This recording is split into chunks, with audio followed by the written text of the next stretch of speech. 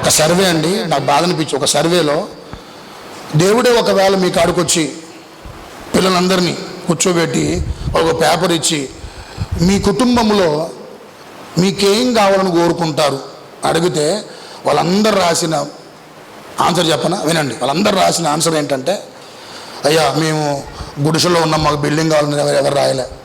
మేము సైకిల్ మీద వెళ్తున్నాం, మాకేం కావాలి, బండి కావాలని రాయలే. మాకు మేము ఇంట్లో సొంత ఇంట్లో ఉన్నట్లే మేము రెంటింట్లో ఉంటాం, మా సొంత ఇల్లు కావాలని ఏది రాయలేదంట. మా ఇంట్లో మా తల్లిదండ్రులు మంచిగుంటే చాలని రాశారంటండి పిల్లలు. అంటే అర్థం ఏంటి? అర్థం ఏంటి? మాదిరా కాదా? అది మాదిరికరమైన జీవితమో కాదా చెప్పండి ఒకసారి. That is not at all మాదిరి. హల్లెలూయా. చెప్పాలి నీ బిడ్డలు. ఏం చెప్పాలి? ఇక్కడ కూర్చుని నీ బిడ్డల్ని ఒకళ్ళు పేపర్ ఇస్తే చెప్పాలి. ఎవరి గురించి? ఎవరి గురించి?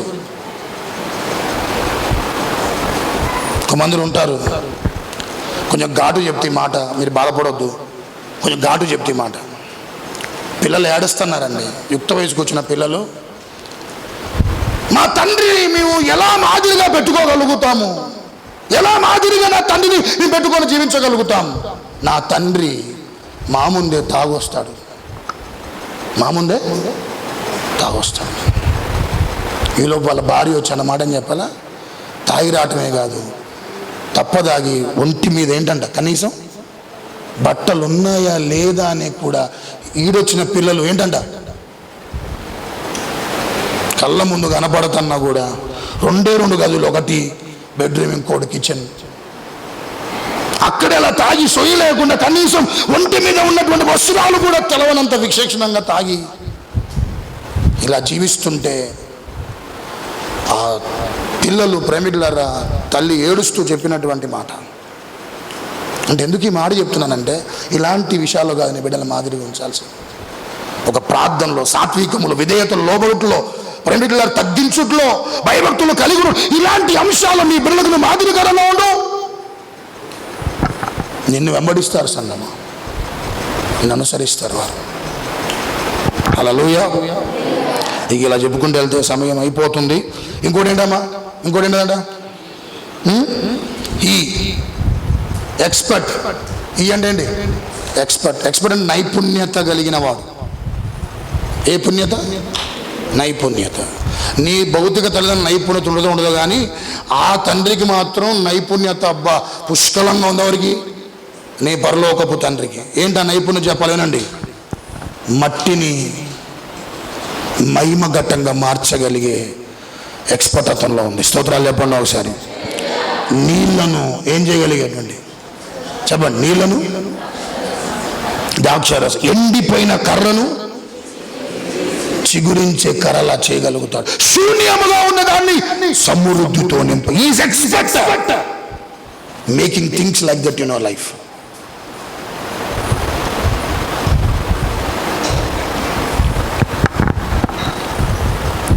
అందుకనే యెషయా గ్రంథంలో ఒక మాటను చూడండి ఒకసారి. ముగిచ్చేసిన అయిపోయింది. యెషయా గ్రంథం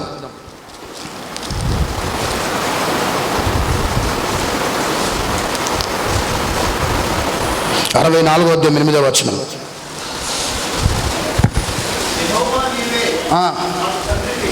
నువ్వు మాకు తండ్రివి, నువ్వే మేము జిగటమన్ను, నువ్వు మాకేంటంట కుమ్మరి వాడవు,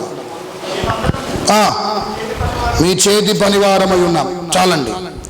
కుమ్మరివాడు మట్టిని చెప్పండి ఏం చేస్తాడంటమ్మా? తొక్కి దాన్ని ఏం చెప్పాలా? కుండగా చేసి భుజం మీద పెట్టుకుంటాడు. మట్టి కాస్త ఇప్పుడు ఏమైంది? మట్టి కాస్త ఏమైంది చెప్పండి? మట్టి కాస్త ఏమైంది? మనుషుల చేత తొక్కబడినటువంటి ఆ మట్టి కాస్త కుండగా మారింది. ఈ కుమ్మరివాడు మట్టి నుంచి కుండం చేస్తాడేమో. ఆ దేవుడు, ఆ తండ్రి మట్టి నుంచి మనిషిని తయారు చేయగలుగుతాడు. మట్టి నుంచి ఏంటంటే, మట్టి నుంచి దేవుడు ఏం చేస్తాడో మనిషిని కలుగ చేస్తాడు ఆయన. హల్లెలూయా. నువ్వు మట్టి నుంచి వచ్చిన దానివే, నేను మట్టి నుంచి వచ్చిన వాడిని. మీకు ఆ విషయం ఎవరు కలుగ చేశారంట? దేవుడు కలుగ చేశాడు. సంగం ఆయన చేతుల్లో పెట్టిన జీవితాన్ని, ప్రభువా నేను ఈ లోకంలో జీవించాలనుకోవట్లే, ఈ పాప లోకంలో జీవించి బతికిన ఈ శేష జీవితం కొద్ది కాలం ఏంటంట నీ కొరకు నీ జీవితాన్ని, నీ కుటుంబాన్ని, నీ పిల్లల్ని ఒక తండ్రిగా నీ బాధ్యతగా తండ్రి చేతిలో పెట్టు. ఎవరి చేతిలో? తండ్రి చేతిలో పెట్టు, పరమ తండ్రి చేతిలో పెట్టు.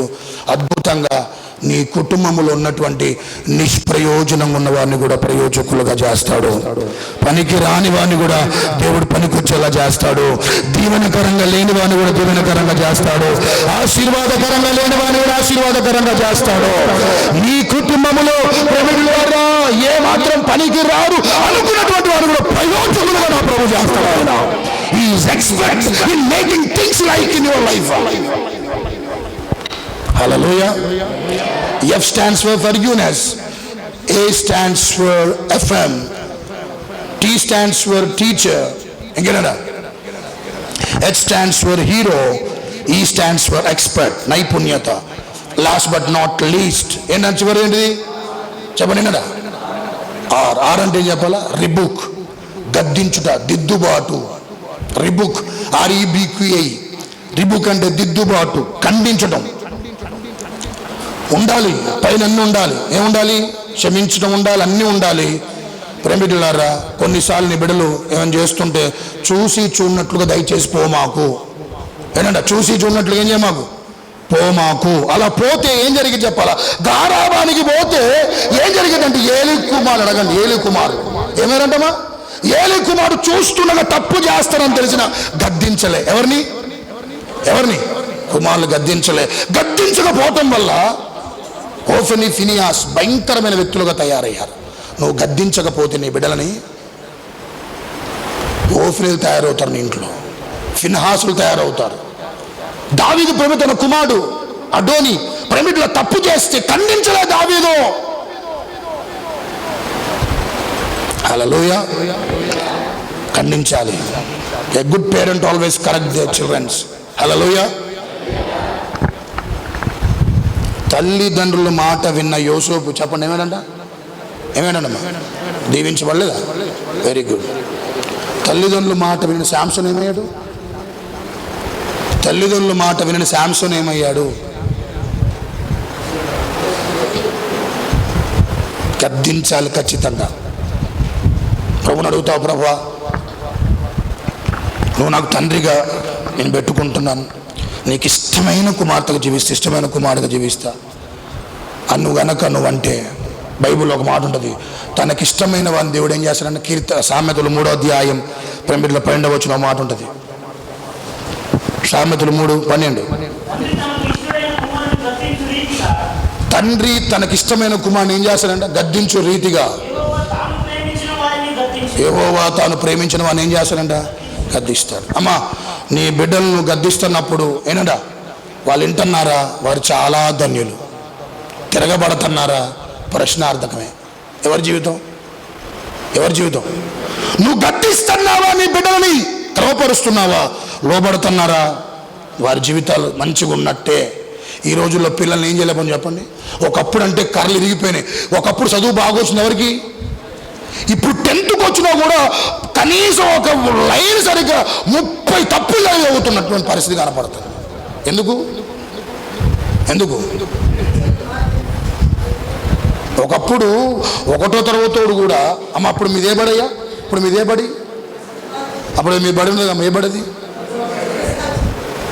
ఆ బడి చదివిన వాళ్ళు స్పష్టంగా చదువుతున్నారు తెలుగు. ఇప్పుడు ఏదే బడి చూసారా? 10వ తరగతికి వచ్చి బైబిల్ విన్న వాళ్ళకి క్రీస్తు ఎట్టుంది చదువు. ఎవరిది? ఎందుకమ్మా? లేదు, కొడితే ఏడ తిరగబడతారా అని, ఏడొచ్చి మా మీద విరుచుకుపడతారని. ఎవరు? టీచర్, తల్లిదండ్రులు. అందుకని మాకు ఎందుకు వచ్చింది సావని ప్రేమికులారా ఎవరిని ఏం చేయట్లే. నిజంగా నీ బిడ్డల్ని ఈరోజు గద్దించే పరిస్థితి లేదు. ఉందా అండి? పిల్లల్ని ఈరోజు అసలుకైనా వెళ్ళిపోతాడు, తాపుకి చచ్చిపోతాడు. మీరు ఆడిగిపోతాడని భయం వేస్తుంది కదా, అందుకే నేను ఏం చేయలేకపోతాను. మంది భర్తలు భార్యలు కూడా ఉంటారు. ఇవన్నీ అందరికి కామన్ అయిపోయింది. చచ్చిపోతా ఇదంతా పిల్లలకే కాదు, ఎవరికంట తల్లిదండ్రులు కూడా ఏంటది కామన్ ఏంటిది? చచ్చిపోతావు. నువ్వు తేపగా మాట అన్నావా, మరణదూత అంటాడు. నేను గుర్తుపెట్టుకోండి, ఎప్పుడో మింగిద్ది కరెక్ట్గా. ఏమన్నా మాకండి, చచ్చిపోతాన్న మాట అన్నావా, పదే వస్తున్నా మింగుతాడు ఒకరోజు ఖచ్చితంగా.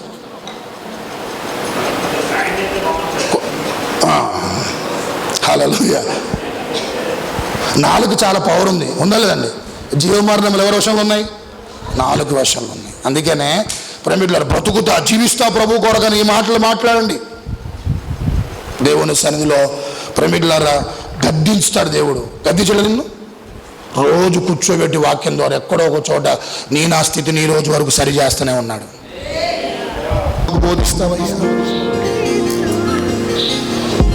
నీ కొరకు జీవించే నీ కొరకు బ్రతికి సాక్షిగా ఉంటాడు. నా తోడబుట్టిన వారి మధ్యలో, సమాజుల మధ్యలో, అనేకుల మధ్యలో ప్రభావ బిడ్డల ప్రభావ నా తల్లి సాక్షులుగా ఉంటారు. వారు తీర్మానం వ్యక్తపరచులేదుగా నీ యొక్క బలిష్టమైన బలీయమైన సన్నిధి బిడ్డలు వారు చేసిన తీర్మానం స్థిరపరచబడును గాక. అంతవరకు నమ్మకస్తులుగా ఉండురు గాక. కడ ఊపిరి వరకు ప్రభు కొరకు బ్రతుకుదురు గాక. నీ రాకడి త్వరగా జరిగినా, మా పోకడి రెండిట్లు ఏదో ఒకటి ముందు జరిగినా, అప్పటి వరకు మీ నమ్మకస్తులముగా ఉండును గాక. దయచేసి రక్షణ